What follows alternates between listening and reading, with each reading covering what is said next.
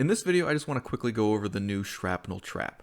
Some of you have probably already gotten it. A lot of you are still probably working on it. Some people might just be waiting. You have no interest. You'll get it, during the next manhunt, whatever. That's fine. I don't really see any need for you guys to go rush out and get this. Now, just looking at the skill real quickly, on the build that I am using, I am in the range, so my cooldown actually is somewhere around like 28 seconds. But in PvE, I am doing about 2 million in damage, just the base damage without any, modifiers to that. And I am getting 15 traps, and the explosion radius is about 2 meters. I mean, I don't think you can really change that. And you can see on the actual, tier system itself, basically you just get 1 trap and 10% damage for each tier that you actually add. The other annoying thing is I don't have any mods for it. I know that when Title Update 8, I think it was, when they actually released it, they did have explosive damage mods for the I guess trap in general. But for some reason, I don't have them anymore. I don't know if they disappeared. I don't know if they removed them, didn't put them back in. I've tried to find them. I've tried making more. I can't get any. So maybe that's just an oversight on Massive's part. Maybe they just need to put the mods back in. If you have them still, let me know in the comments below. But anyway, in general, I can't really say I'm too impressed with the Shrapnel Trap. Now, in PvP, it might be kind of useful, but as far as my testing goes in PvE, it's kind of crappy. Now, there's just too many, I guess, errors or inconsistencies with the trap itself. Now, I'll go into this a little bit later, but there's basically 2 different modes or ways that you can throw it. You can do the quick release, or you can do, the targeted aim. Now, a lot of the problems come in the fact that most of these missions, most of these things are in enclosed environments, or you're basically in buildings with low ceilings. Whenever you try to use this stupid trap, a lot of the time it's glitching out. It's going into the ceiling. You can see here that it basically is the floor above me where all the traps actually got dispersed.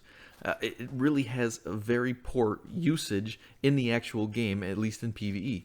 Now, if you're using it outside or basically just in a larger setting, yeah, it'll work. In a lot of these settings, though, you're in close quarters, and it just will not deploy correctly. So if you're in an office building, if you're in hallways, it's terrible, and that just kills the skill for me. I mean, right there, the skill's not overly powerful as it is, but the fact that it's so glitchy just makes it not good to use. Now, by comparison, I'm testing it up against another explosive favorite, which would be the artillery turret. Now, you can see that the turret, obviously it just has the same effect. The explosion radius of the turret is bigger than the actual pattern that the shock trap deploys, which right there makes it a win. And then obviously you can keep firing it 9 times. So it is pretty much better in every metric than the shrapnel trap. The only advantage the shrapnel trap has is that you can throw it out and forget about it for, a minute or more. But if you really have a tanky enemy coming through, the shrapnel trap ain't gonna do jack. So honestly, I can't say that it even comes close to the artillery mortar turret or whatever.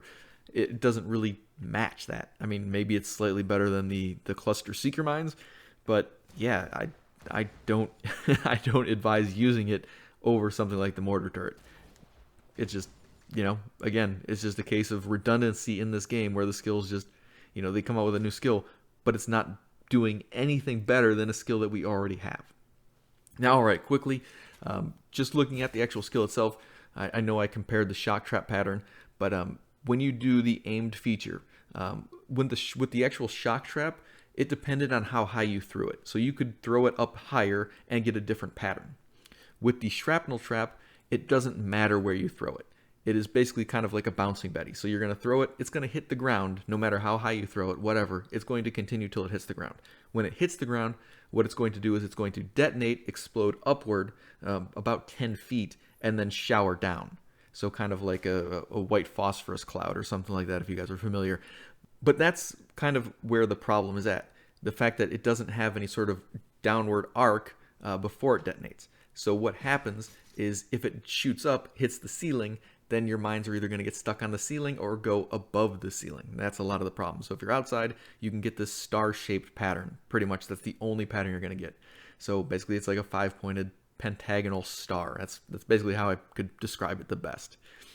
Now, the only other pattern is the quick release pattern. And basically what that does is it throws it over your head and it instantly detonates while it's above you. So what happens is it basically sprays this like radial pattern, kind of like a rainbow, like overshot it a little bit here in this scene, but I'll do it again. You'll see a lot better. It's definitely more of like a baseball diamond kind of pattern. So you basically have, you know, like the inner bases, and then you have like the warning tracks spread out. That's the best description I can give to you about it. But those are the two patterns, quick release or aiming.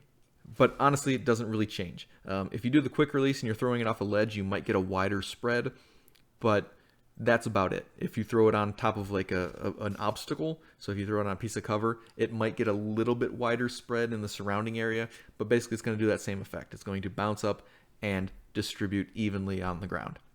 But yeah, I guess that's pretty much all I got to say. If you've tried the trap, if you like it, if you've used it, especially if you've used it in PvP, which I have not done yet, let me know in the comments below what you actually think of the skill. But from my standpoint, I don't really think I'm going to get much use out of it, at least as it is now. Thank you guys for watching. I'll see you in the next one.